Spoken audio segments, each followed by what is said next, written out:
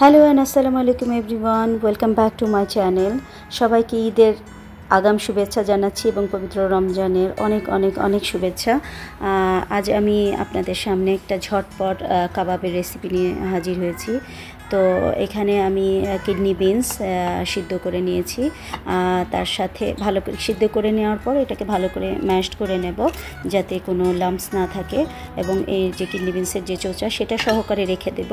এর সাথে আমি এখানে টুনা মাছ নিয়েছি, আমি একটা কৌটা টুনা মাছ নিয়েছি। কৌটা টুনা মাছটাকে আমি একটু পানি দিয়ে ধুয়ে পানি চিপড়িয়ে নিয়ে সেটাকে পানি ছাড়া শুকনা করে নিয়েছি, নিয়ে এর কিডনি বিনসের মধ্যে দিয়েছি এবং পেঁয়াজ কুচি দিয়ে ভালোভাবে এটাকে মিক্স করতে হবে। এবং বেসিক মশলা চিলি ফ্লেক্স, গোলমরিচের গুঁড়া, জিরা, গোটা জিরা, জিরার পাউডার প্লাস হলুদের পাউডার এবং কাশ্মীরি লাল মরিচ, আর এখানে ধনিয়া পাতার স্টেম দিয়েছি। যেহেতু ধনিয়া পাতা আমার কাছে কম ছিল, স্টেম দিয়েছি। ধনিয়া পাতা সহকারে দিলেও সমস্যা নেই। আর এখানে আমি টমেটো পেস্ট তৈরি করে নিয়েছি, ওর মধ্যে আদা রসুন কুচি, আদা রসুন বাটা দিয়েছি, গোলমরিচ দিয়েছি। এটা দিয়ে এটা একটু ভালোভাবে পেস্ট তৈরি করে নিয়ে ওর সাথে একটু চিনি মিলিয়ে নিয়েছি আর একটু ভিনেগার দিয়ে ওটাকে একটা ভালো একটা পেস্ট, একটা সাইড ডিশ হিসেবে করেছি এবং সেটা এই কাবাবের মিশ্রণের মধ্যে মিলিয়ে দিয়েছি এবং টেস্টটা অতুলনীয় এনহ্যান্স করে। এটাই এটার হচ্ছে সিক্রেট রেসিপি, এবং এটার ফলে এই কাবাবটা অন্যরকম স্বাদ হয় এবং বোঝাই যায় না এর মধ্যে টুনা মাছ, যে টুনা মাছের একটা স্মেল থাকে সেটা থাকে না। যেহেতু ধুয়ে নিয়েছি এবং এই মশলাটা দিয়েছি টমেটো কেচাপে, সেই জন্য এটার টেস্ট অসম্ভব ভালো হয়েছে। তো এর মধ্যে আমি এটাকে বাইন্ড করার জন্য আমি এখানে কর্নফ্লাওয়ার দিয়ে নিয়েছি। কর্নফ্লাওয়ার না থাকলে চাল, গমের আটা অথবা ময়দা দিতে পারেন, তো সেক্ষেত্রে অল্প পরিমাণ দিতে হবে। এবং লবণ, স্বাদ মতো লবণ দিয়ে ভালোভাবে ম্যাশ করে নিয়েছি যাতে এটার কোনো লাম্পস না থাকে। তো এভাবে আমি হাতের মধ্যে তেল দিয়ে নিব, তেল দিয়ে নিয়ে একটার পর একটা ভালোভাবে এভাবে বল করে নেব। যার যেটা পছন্দ মতো বলটা তৈরি করতে পারে, কেউ স্কোয়ার শেপে করতে পারে, কেউ রেক্ট্যাঙ্গেল, কেউ পুরো লম্বাভাবে করতে পারে, শিকের মধ্যে দিয়ে করতে পারে। শিক কাবাব হিসেবেও এটাকে করা যায়, খুবই সুন্দরভাবে স্টিক হয়ে যায় স্টিক। তো আমি এখানে বল হিসেবে করেছি, যেহেতু আমি ইফতারিতে খাবো সেই জন্য ঝটপট হয়ে যায়। আর তো একটার পর একটা এভাবে তেল হাতে নিয়ে করে ফেলেছি।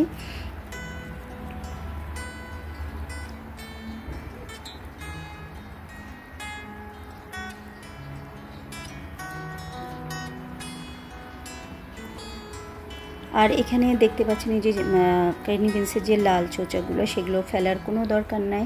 এটা ফাইবার, হাই রিচ প্রোটিন এর মধ্যে থাকে, আর এই ফাইবারটা শরীরের জন্য অনেক উপকারী, এই জন্য হেলদি হয়ে থাকে। তো আমি এই জন্য ফেলি নাই, ফেলার দরকার। এবং এটা যখন খাবেন সেটা কোনো মুখেও বাজবে না, যেহেতু ফ্রাই করলে এটা আরও ক্রিস্পিনেস আসবে। তো এইভাবে আমি ডুবো তেলে ভেজে নেব।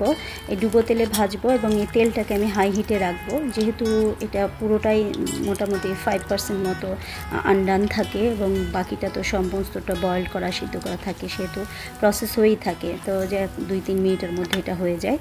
যে 5% থাকে সেটা ফ্রাই করলে চলে আসে, কাঁচা ভাবটা, যেটা মশলার কাঁচা ভাব থাকে সেটা চলে যায়। তো দেখেন কি সুন্দর, মানে একদম ক্রিস্পি বল তৈরি হয়ে যায়। এটা দেখতেও অনেক চমৎকার সুন্দর, এবং এটার যে কালার আসছে সেই টমেটো কেচাপটা দেওয়ার কারণ, টমেটো কেচাপ ঠিক নয়, টমেটো পেস্ট তৈরি করেছি সেটা দেওয়ার কারণে এই কালারটা আরও সুন্দর চলে এসেছে।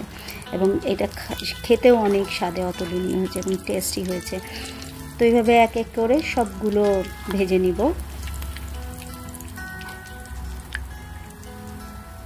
এবার প্লেটিংয়ের পালা। তো এভাবে সবগুলো একটা প্লেটে নিয়ে নেব। তো এর সাথে আমি পেঁয়াজ এবং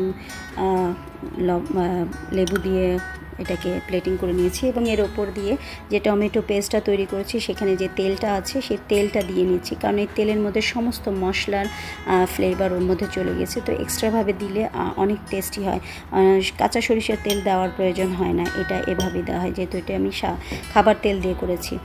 তো এভাবে একটার পর একটা দিয়ে নিয়েছি। আর দেখতেও যেমন মানে আই প্লেজিং মনে হচ্ছে এবং খেতে অসম্ভব স্বাদ। করে দেখবেন, বাসায় খেয়ে দেখবেন, অসম্ভব স্বাদ। এবং এটা অনেক লাইট ওয়েট আর অনেক খেতে হেলদি তো বটেই, লাইট ওয়েটও হয় এবং খুব ঝটপট তৈরি হয়ে যায়। যেহেতু আমরা রোজার দিনে আমরা অনেকক্ষণ সময় আমাদের কিচেনে থাকতে হয়, তো হাতে সময় বের করার জন্য ইবাদতের মাস, এদিক থেকে আমাদের খেয়াল রেখে আমরা ঝটপট কিছু রেসিপি আমাদের ট্রাই করা উচিত। আমি সেই জন্য আমি এই ধরনের রেসিপি ট্রাই করি, যাতে খাওয়ার কাজ খাওয়াও হয়, সুস্বাদু হয়, প্লাস আমার সময়টা বাঁচে, আমি কিছুটা সময় ইবাদতে কাজে লাগাতে পারি। এবং এই রোজা করে কিচেনে অনেকক্ষণ সময় অপেক্ষা করা আমার জন্য অনেক টাফ হয়ে যায়। সেই জন্য আমি এরকম শর্টকাট কিছু রেসিপি তৈরি করে থাকি এবং সেগুলোই আপনাদের সাথে তৈরি করে থাকি। আর আরেকটা কথা, আমার এই রেসিপিগুলো যদি ভালো লেগে থাকে আমার চ্যানেলটিকে সাবস্ক্রাইব করবেন এবং আমার ভিডিওটিকে লাইক করবেন, কমেন্ট করে জানাবেন আপনাদের মূল্যবান উপদেশ। আমাকে জানালে আমি আর একটু ভালো এনহ্যান্স করতে পারবো।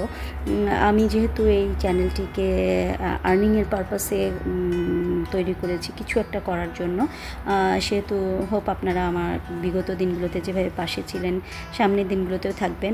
ভালো থাকবেন সবাই। সেই পর্যন্ত আবার দেখা হবে অন্য কোনো ভিডিওতে। আল্লাহ হাফেজ।